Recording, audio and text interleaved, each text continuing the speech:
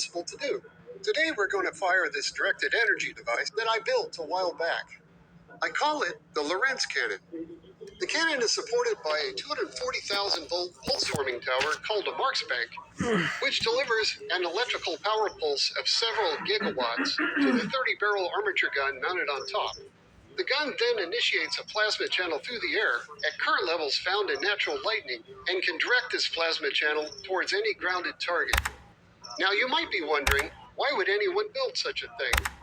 Well, back in the day, when I lived at Survival Research Labs, my task was to make electrical devices that could somehow interact with the machines. But these machines were often quite violent and unpredictable, and they were usually loaded with weapons. This thing is wild. I mean, so absolutely wild. An electrical device and it can in get some things done. The answer? But use pulse comparing power. it to those other sounds, I mean, it's pretty close. Now, But capacitor banks are a cheap and thanks for cheerful watching. way to blast Enjoy the objects video. with hundreds of megawatts, or shower large areas of machines with molten metal. But to blast an object with capacitors usually involves running very heavy cables, and dragging these heavy cables up to a fast and mobile machine wouldn't be very practical at all. So I wondered, could you somehow direct a lightning bolt at a hostile machine instead? I'd read about lightning researchers who could direct lightning bolts to the ground by firing rockets trailing a thin wire. But how can a hair-thin wire possibly carry tens of thousands of amps? This is where the Lorentz force comes to the rescue. When you pass current through a wire, a magnetic field forms around it.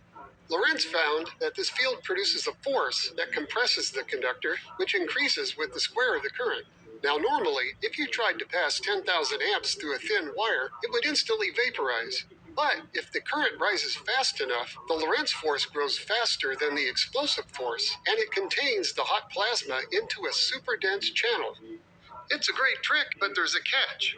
In order to get the current to rise that fast, you need to hit it with a rather large voltage pulse, and a fast one to boot. Now this is easy for a storm cloud to do, since it has hundreds of millions of volts available. But I wondered, could mere mortals pull off such a feat? As luck would have it, SRL had recently rescued a bunch of 20,000 volt capacitors from the scrapyard. But some quick calculations revealed that we needed over 120,000 volts to produce a fast enough edge. So to get 120,000 volts out of 20,000 volt caps, I borrowed the Marksbank approach used to power the Z machine. Now a Marksbank is a clever way to multiply voltage by almost any amount. Here's how it works. First, all of the caps get charged in parallel to 20,000 volts through the liquid ballast tubes. Then an array of spark gaps fires them in series, effectively multiplying the original voltage by the number of levels. So, I started on the Marksbank design and stacked all of the 20,000 volt caps that we had into an 8-foot high Marksbank weighing 4,000 pounds. Then, Tim Wellington and I started on the plasma gun itself, which featured a heavy brass front striker plate for the high current plasma channel and 30 barrels for good measure, which seemed enough for a full SRL show. For acquiring targets on the killing floor, we gave the cannon actuators for both panning and tilting, and an aiming laser located in the central tube. Then we assembled all of the cannon parts in the SRL yard and tried some test shots. It worked! And it trashed my black and white Vidicon camera in the process. But at full capacitor voltage, the gun could only create a stable plasma channel about 15 feet long. So of course, we kept turning the voltage up, increasing the range, but unfortunately, the scrapyard caps were already at their end of life, and stressing them to 120% quickly resulted in many violent capacitor failures. So we needed to find new and better caps, and lots of them. But turns out they weren't cheap, and even used pickup. Well, it took me a minute to find another set of capacitors, but I finally had the good fortune to come across these. Here in the future, there are much beefier third-generation capacitors available, allowing more than double the drive voltage of the old bank, and peak currents well into the range of lightning strikes. So let's pick up where we left off. The ranging test back then yielded a 25-foot range, but by overloading the old caps to 120,000 volts. Today, let's see if we can reach 35 feet with 150,000 volts. I'll be operating the Canon and the Marksbank from the relative safety of the operator's console here, but with heavy eye and ear protection nonetheless. So first we acquire the target, then start charging the Marksbank. The top scale on this high voltage divider is calibrated to show the final output voltage. 150,000 volts is right about here. Okay, the bank is charged and ready to fire. 3, 2, 1. While southern China is suffering from floods, everywhere is submerged in countless thousands of people. Some places in northern China are suffering from scorching Ah, that familiar shockwave. I just hope the neighbors aren't too upset. making it possible to keep our homes without storm.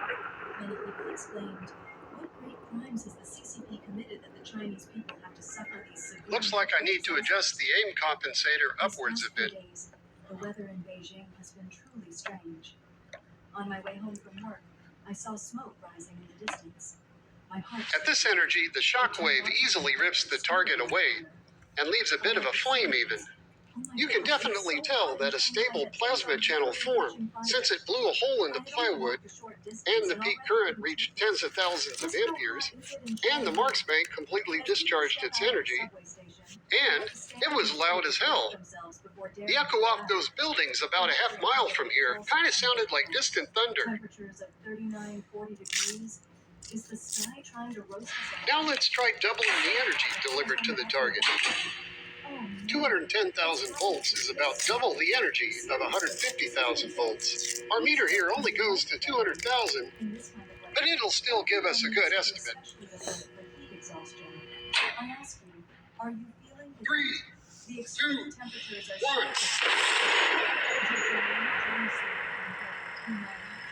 It looks like doubling the energy had an effect. Basically in grill mode.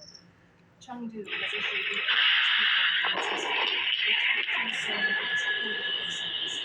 on the morning of July 4th at 10 a.m., Fujian, Hefei, and Ningbo in Anhui became the hottest places in the country. Ground temperatures in West Lake, Shenzhen, exceeded 55 degrees Celsius. This is not an exaggeration. In Shandong, As we can see, the target has now achieved a high state of division. But how did this happen? We can discover why by slowing down the video about 6,000 times. Will provide us with useful diagnostics. Okay, we're ready to fire with a full 210,000 volts on the bank. 3, 2, 1.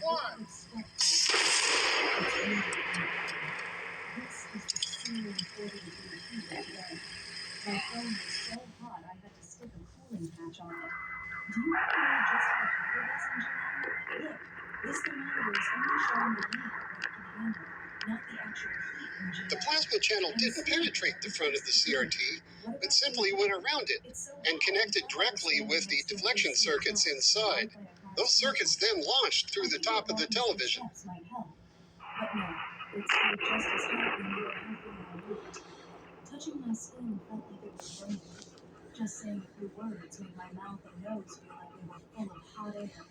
I swear, I'm dying from the heat. I was born and raised in the Northeast. Here's a close-up of the plasma channel connecting with the TV in slow motion. Note that at this speed, we can actually watch the electron beams scanning out the test pattern on the screen. Forget about getting a tan. Your skin will be coated in an oily paste. I barely walked 300 meters and was soaked in sweat. It's honestly terrifying. When I got to Shanghai, I thought I was going to lose it. There's a video showing Wuhan's weather. The dryness is just unbelievable. And what about Henan? Look at this electric fan.